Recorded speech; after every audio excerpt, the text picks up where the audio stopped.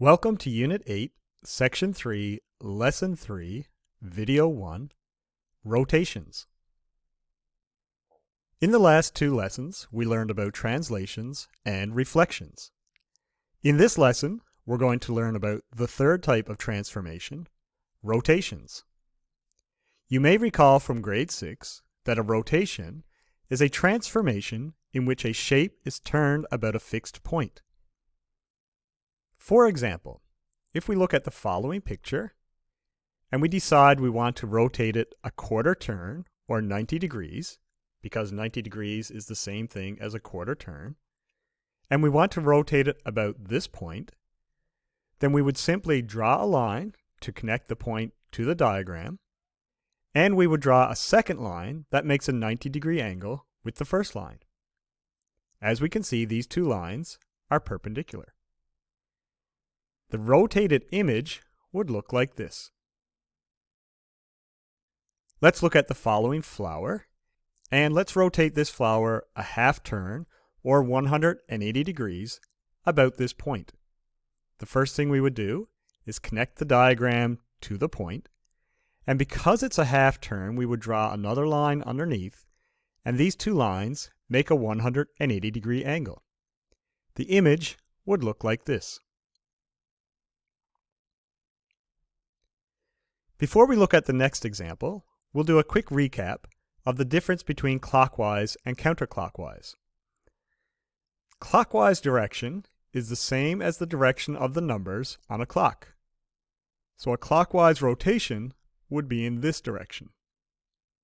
A counterclockwise rotation would be in the opposite direction, like this. All rotations we do will be either clockwise or counterclockwise. Let's look at a couple of examples. First, counterclockwise rotations. If we start with the following arrow and we make a 90-degree counterclockwise rotation, it would be in this direction and the image would be here.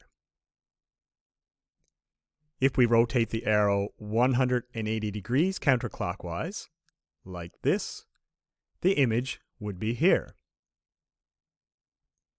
And if we rotate the arrow 270 degrees counterclockwise, like this, the image would be located here.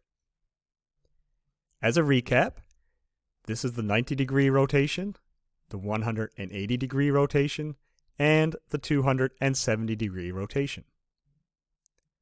For a clockwise rotation, if we start with the same arrow, a 90 degrees clockwise rotation would be in this direction, and the image would look like this.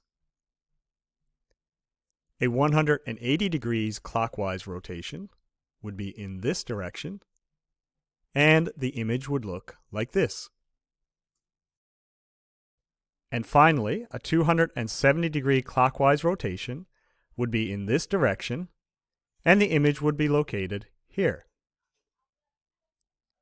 To recap, this is a 90 degrees clockwise rotation, a 180 degrees rotation, and a 270 degrees clockwise rotation. You may notice that for this 180 degrees counterclockwise rotation and this 180 degrees clockwise rotation, both the images end up in the same place. That's because it doesn't matter which direction we go for a 180 degrees rotation, the image will end up in the same location. So if we have a 180 degrees rotation, we don't actually need to specify whether or not it is counterclockwise or clockwise. One final note, if you are using the textbook, you may notice that sometimes they refer to a clockwise rotation as a negative rotation. For example, a 90 degrees clockwise rotation would be negative 90 degrees. And they refer to a counterclockwise rotation as a positive rotation. So 90 degrees counterclockwise would be positive 90 degrees. One last example. Rotate triangle ABC 90 degrees clockwise about point P. To rotate this triangle, the first thing I would do is select a vertex and connect it to point P.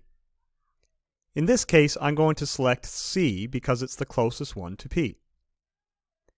Because we're making a 90 degrees rotation, we can draw a second line that is perpendicular to the first one, and it's in a clockwise direction, so the second line would look like this. That means that vertex C' would be located here. At this point, you may want to get some tracing paper out, and if you don't have tracing paper, you can use parchment paper or wax paper.